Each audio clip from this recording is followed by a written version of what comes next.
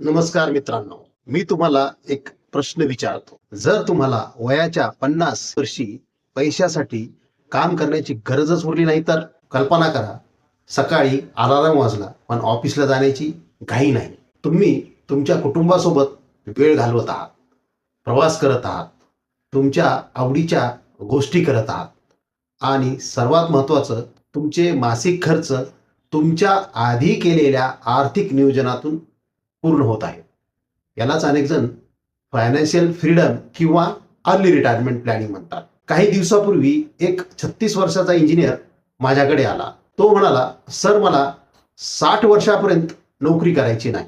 मला माझ्या कुटुंबासोबत वेळ घालवायचा आहे, आई वडिलांसोबत प्रवास करायचा आहे, पण मला समजत नाही की सुरुवात कुठून करू. मित्रांनो, हा प्रश्न आज हजारो 30 ते 40 वयोगटातील लोकांच्या मनात आहे. अर्ली रिटायरमेंट म्हणजे उद्या नोकरी सोडणं नाही.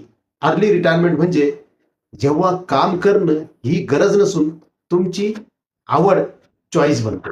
हा फरक समजून घेणं खूप महत्वाचं आहे. आता इकडे बघा, इन्कम मधून सेव्हिंग व सेव्हिंग मधून इन्व्हेस्टिंग आणि त्यामधून वेल्थ क्रिएशन आणि finally financial freedom. Financial freedom मिळवणारे लोक इन्कम सोबत सेव्हिंग, इन्व्हेस्टिंग आणि डिसिप्लिन यावरही तितकंच लक्ष देतात. एक महत्वाचा गैरसमज, काही लोकांना वाटतं माझा पगार वाढला की मी रिटायरमेंटचं प्लॅनिंग सुरू करेन. पण सत्य हे आहे की रिटायरमेंट प्लॅनिंग पगारावर नाही तर सवयीवर अवलंबून असतं. ह्या व्हिडिओमध्ये आपण काय शिकणार? अर्ली रिटायरमेंट प्लॅनिंग म्हणजे काय, 30s मध्ये सुरुवात केल्याचा काय फायदा, SIP, ॲसेट अलोकेशन आणि ॲन्युअल रिव्ह्यू यांची भूमिका. आता यापुढे मी तुम्हाला 2 व्यक्तीचं उदाहरण दाखवणार आहे. एकाने वयाच्या 30व्या वर्षी गुंतवणूक सुरू केली आणि दुसऱ्याने 40व्या वर्षी. फरक पाहून तुम्ही आश्चर्यचकित व्हाल, म्हणून हा व्हिडिओ शेवटपर्यंत नक्की पहा. मित्रांनो, सर्वप्रथम एक गैरसमज दूर करूया. अनेक लोकांना वाटतं की अर्ली रिटायरमेंट म्हणजे 45 किंवा 50व्या वर्षी नोकरी सोडणं. पण खरं चित्र थोडं वेगळं आहे. अर्ली रिटायरमेंट म्हणजे तुम्हाला काम करण्याची गरज नसणं, पण इच्छा असेल तर काम करण्याचं स्वातंत्र्य असणं. आता 2 व्यक्ती बघूया. अमोल, वय वर्ष 35, चांगला पगार, पण प्रत्येक महिन्याच्या शेवटी सेव्हिंग 0. आणि सागर, वय 35 वर्ष, पगार जवळपास तितकाच, पण नियमित बचत, SIP, इमर्जन्सी फंड आणि वार्षिक फायनान्शियल रिव्ह्यू. तर 10-15 वर्षानंतर दोघांपैकी आर्थिकदृष्ट्या अधिक सक्षम कोण असू शकतो? तर बहुतेक वेळा सागर, म्हणजे ज्याने नियमित नियोजन केलं आहे तो.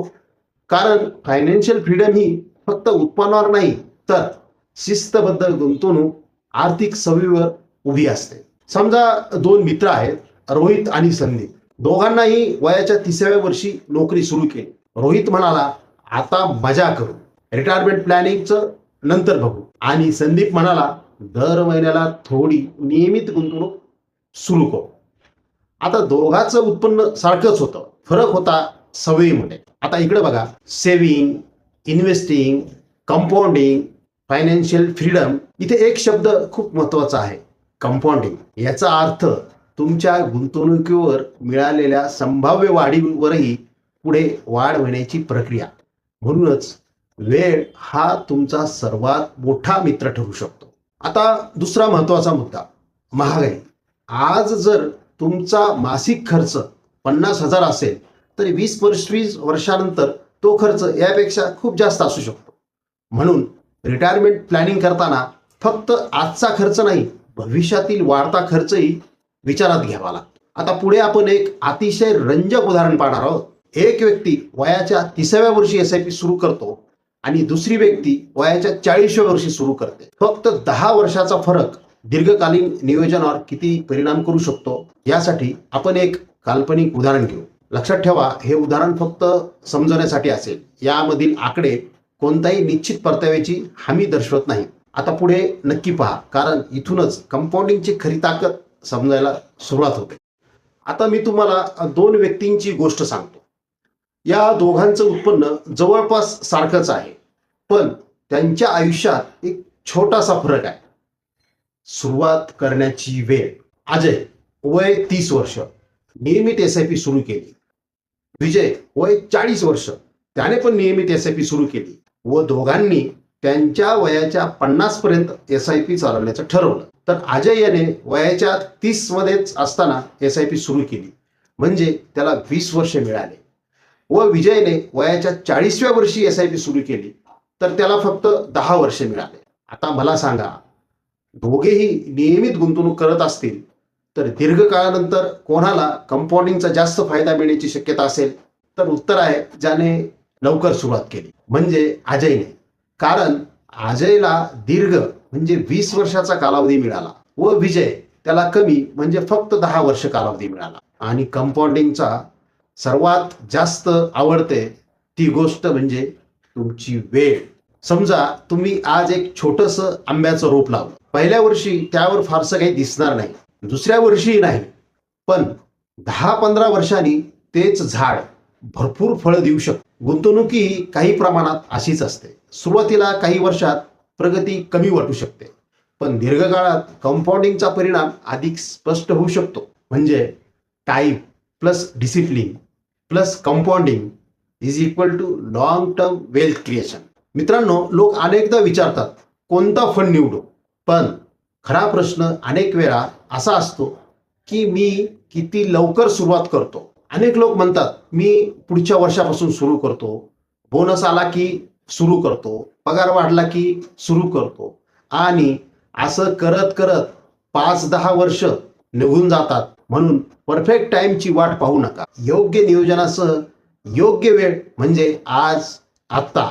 तर पुढे आपण रिटायरमेंट प्लॅनिंगचे 5 मजबूत आधारस्तंभ म्हणजे 5 पिलर्स पाहणार आहोत. ते असेल emergency fund, health insurance, SIP आणि ॲसेट ॲलोकेशन आणि ॲन्युअल रिव्ह्यू आणि रिटायरमेंट इन्कम प्लॅनिंग.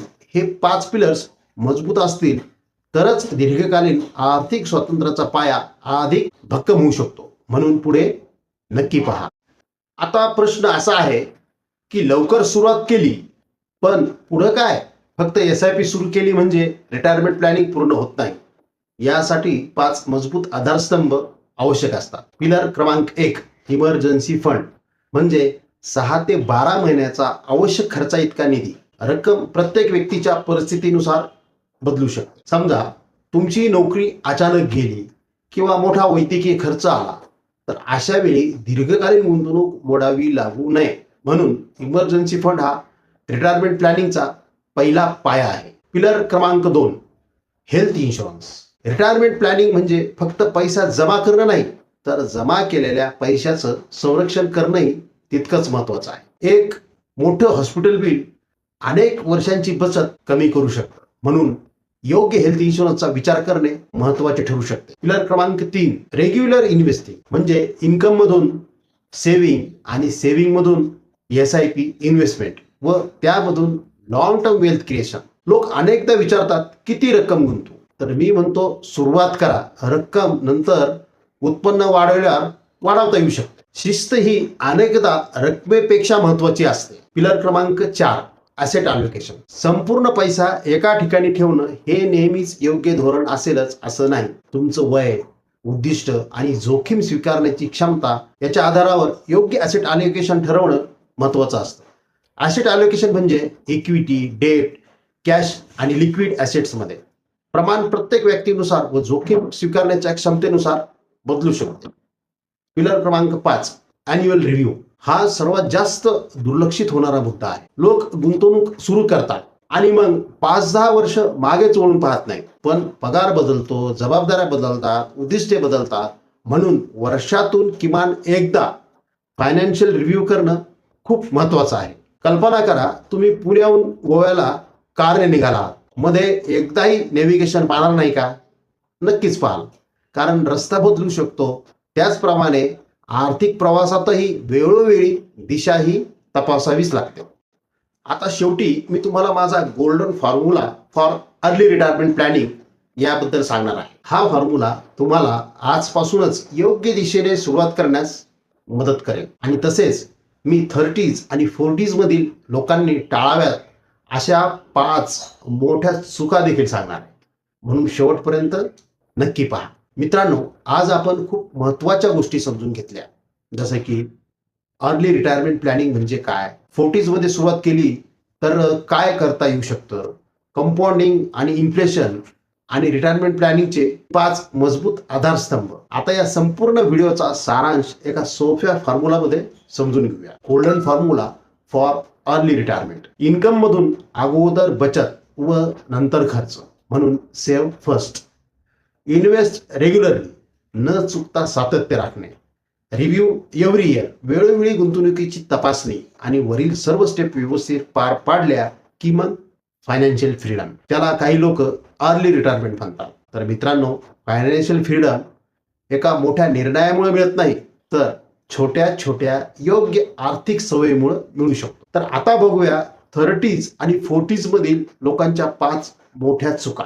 चूक क्रमांक 1, रिटायरमेंट प्लॅनिंग खूप उशिरा सुरू करणं. लोक म्हणतात अजून वेळ आहे, पण वेळच तुमची सर्वात मोठी संपत्ती असते. चूक क्रमांक 2, संपूर्ण उत्पन्न खर्च करून टाकणे. उत्पन्न वाढलं तसाच खर्चही वाढतो, पण सेव्हिंग वाढली नाही तर प्रॉब्लेम येतात. चूक क्रमांक 3, महागाईकडे दुर्लक्ष करणं. आजचा 50,000चा खर्च 20-25 वर्षानंतर तितकाच राहील असं गृहीत धरू नका. चूक क्रमांक 4, वर्षानुवर्ष पोर्टफोलिओचा रिव्ह्यू न करणे. आर्थिक परिस्थिती बदलते, उद्दिष्टे बदलतात, म्हणून रिव्ह्यू आवश्यक आहे. चूक क्रमांक 5, फायनान्शियल प्लॅनिंग न करता फक्त प्रोडक्ट निवडणे. लक्षात ठेवा, प्लॅनिंग फर्स्ट, प्रोडक्ट नंतर. तर मित्रांनो, रिटायरमेंट म्हणजे वृद्ध होणं नाही, तर रिटायरमेंट म्हणजे आर्थिकदृष्ट्या इतकं सक्षम होणं की आयुष्यातील पुढचे निर्णय तुम्ही पैशांच्या भीतीमुळे नाही, तर तुमच्या आवडीने घेऊ शकाल. तर तुम्ही तुमच्या कुटुंबासोबत अधिक वेळ घालवू शकाल, तुमचे छंद जोपासू शकाल आणि सर्वात महत्त्वाचं, आर्थिक तणाव कमी करण्यासाठी आजपासूनच नियोजन सुरू करू शकाल. जर तुम्हाला तुमच्या रिटायरमेंटसाठी अंदाजे किती कॉर्पस आवश्यक असू शकतो, दरमहा किती SIP योग्य ठरू शकते, तुमचं सध्याचं पोर्टफोलिओ तुमच्या रिटायरमेंट गोलशी सुसंगत आहे का, गोल बेस्ड फायनान्शियल प्लॅनिंग करून घ्यायचं असेल तर खाली व डिस्क्रिप्शन मध्ये दिलेल्या संपर्क तपशिलावर माझ्याशी संपर्क साधा व कॉमेंटमध्ये मला फक्त एक उत्तर द्या की तुमचं सध्याचं वय कोणत्या गटात येतं, म्हणजे 20, 30, 30, 40, 40, 50 किंवा